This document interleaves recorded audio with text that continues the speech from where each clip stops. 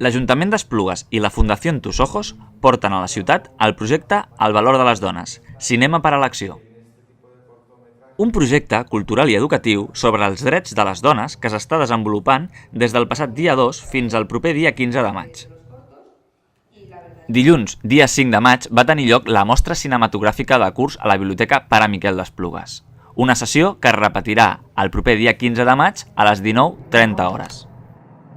Paral·lelament, a la mateixa Biblioteca Pare Miquel d'Esplugues s'ha instal·lat l'exposició El valor de les dones, cinema per a l'acció cultural, que també es podrà visitar fins al dia 15 d'aquest mes. Estamos hoy aquí en Esplugues presentando El valor de las mujeres, cine para la acción, segunda edición, que es una muestra de cine sobre género, sobre mujer y actividades en institutos de educación secundaria y bueno, pues una pequeña exposición de unos cortos. Bueno, realmente el objetivo fundamental es dar a conocer a la ciudadanía de que se está haciendo una labor de educación en valores en institutos. Estamos en La Mayola, en el Joanot Martorell, en el Jutmar.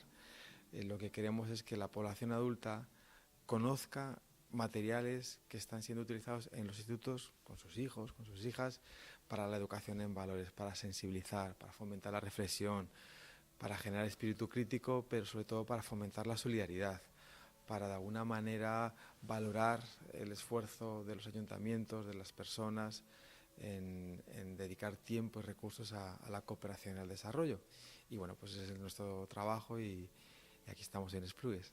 Muy bien. Bueno, o sea, nosotros en Tus Ojos, lo que llevamos mucho tiempo haciendo cortos, haciendo documentales sobre cooperación, trabajando con ONGs, trabajando con ayuntamientos, y quizás estamos en un momento, todo el día se habla de crisis, de crisis, de crisis, entonces estamos en un momento quizás en el que es más fácil invitar a participar a la ciudadanía que reclama ayuda. Entonces estamos en una fase de que la gente se conciencie, pero sepa que se puede participar sin aportar dinero. O sea, no es yo me quito lo mío para dártelo a ti, sino que participo en un proyecto que va a servir para crear una riqueza virtual que son valores que viajan y que se expanden, ¿no? Entonces, bueno, pues es un trabajo bastante bonito, bastante